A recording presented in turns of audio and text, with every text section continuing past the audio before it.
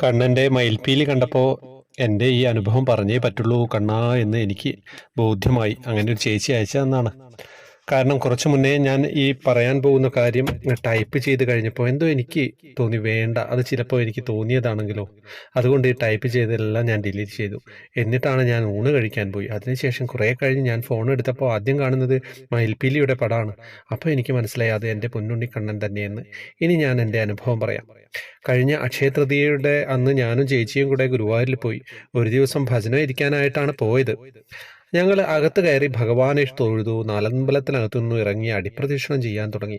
എനിക്ക് പൊതുവേ രണ്ട് കാൽമുട്ടിനും നീരും വേദനയുമാണ്. അടിപ്രദക്ഷിണം ചെയ്തു തുടങ്ങി. ഒരു 10 പ്രദക്ഷിണം കഴിഞ്ഞപ്പോൾ ഒരടി എനിക്ക് മുന്നോട്ട് നടക്കാൻ വയ്യ. ഞാൻ മനസ്സും ശരീരവും തളർന്നു വീണു പോകും എന്നൊരവസ്ഥ വരെ എത്തി. ഞാൻ മനസ്സുകൊണ്ട് ഭഗവാനെ, എന്നെ നീ താങ്ങണേ കണ്ണാ, ഞാൻ വീണു പോകുമേ എന്ന് പറഞ്ഞുകൊണ്ടാണ് നടക്കുന്നത്. എൻ്റെ ചേച്ചിയാണെങ്കിൽ പയറുപോലെ നടന്നു പോകുന്നു. അങ്ങനെ കറങ്ങി 18 പ്രദക്ഷിണം പൂർത്തിയായി വടക്കേ നടയിലെത്തിയപ്പോൾ എൻ്റെ മുഖത്തു കൂടി എന്തോ ഒന്ന് തഴുകുന്നത് പോലെ.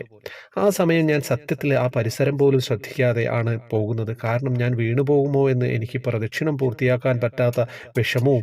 പെട്ടെന്ന് ഞാൻ എൻ്റെ വലത് സൈഡിൽ നോക്കിയപ്പോൾ ഒരു കുട്ടി ഒരു നിക്കറും ഒരു ഷർട്ടും ധരിച്ച് എൻ്റെ മുഖത്തേക്ക് നോക്കി ചിരിക്കുന്നതാണ് കാണുന്നത്. അപ്പോഴാണ് ഞാൻ കാണുന്നത് ആ കുട്ടിയുടെ കയ്യിൽ 2 മയിൽപ്പീലി. ആ പീലിയാണ് എൻ്റെ മുഖത്ത് തഴുകിപ്പോയത്. എൻ്റെ മനസ്സിൽ പെട്ടെന്നൊരു സന്തോഷമുണ്ടായി. ഈ കുട്ടിയെ നോക്കി ഞാനും ചിരിച്ചു. എന്നെ തിരിഞ്ഞു തിരിഞ്ഞു നോക്കി ഈ കുട്ടിയും മുന്നോട്ട് നടന്നു പോവുകയും ചെയ്തു. ഈ കുട്ടിയെ ഞാൻ പിന്നെ കണ്ടതേയില്ല. നട അടച്ചതിന് ശേഷം ഞങ്ങൾ റൂമിൽ വന്നു.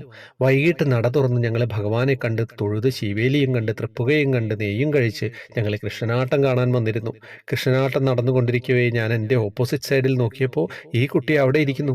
സത്യം പറഞ്ഞാൽ ഈ കൃഷ്ണനാട്ടം കളി ഇത്രയും ആസ്വദിച്ചു കാണുന്ന ഒരേ ഒരാൾ ആ കുട്ടി മാത്രമാണെന്ന് എനിക്ക് തോന്നി. എൻ്റെ പൊന്നു കണ്ണാ, ഒരു കുട്ടി ഇത്രയ്ക്കും എന്ത് മനസ്സിലാക്കിയിട്ടാണ് ഇതിൽ ലയിച്ചിരിക്കുന്നതെന്ന് ഞാൻ ചിന്തിച്ചു. കൃഷ്ണനാട്ടത്തിൻ്റെ പാട്ടുകൾ പാടുമ്പോൾ അവൻ അവൻ്റെ കുഞ്ഞു തുടയിൽ തട്ടിയാണ് ആസ്വദിക്കുന്നത്. അവന് കൂടിപ്പോയാൽ ഒരു 4 വയസ്സ് വരും. അത് എൻ്റെ പൊന്നുണ്ണി തന്നെ. കുറച്ചു കഴിഞ്ഞപ്പോൾ ഞങ്ങൾ തിരിച്ച് റൂമിലേക്ക് വന്നു. അപ്പോൾ ഒന്നും ഈ കുട്ടിയെക്കുറിച്ച് ഓർത്തതേയില്ല. വീട്ടിൽ വന്നിട്ട് ഞാൻ അവനെ ഓർത്തു. എൻ്റെ മുഖത്ത് ആ പീലി തട്ടിയപ്പോഴുള്ള അവൻ്റെ ആ ചിരിയും കൃഷ്ണനാട്ടം ആസ്വദിക്കുന്ന അവൻ്റെ ആ കുഞ്ഞു മുഖവും. ഹരേ കൃഷ്ണ, പൊന്നുണ്ണി ഏതെല്ലാം രൂപത്തിലാണ് നമ്മുടെ മുന്നിലെത്തുന്നത് നമ്മളറിയില്ല. പിന്നീടാണ് നമുക്ക് അത് മനസ്സിലാവുന്നത്. സത്യം പറഞ്ഞു കഴിഞ്ഞാൽ ത്രിമധുരം ഗ്രൂപ്പിൽ വന്ന അനുഭവമാണ്. ഞാനത് നിങ്ങളിലേക്ക് സമർപ്പിക്കുകയാണ്. ഹരേ കൃഷ്ണ.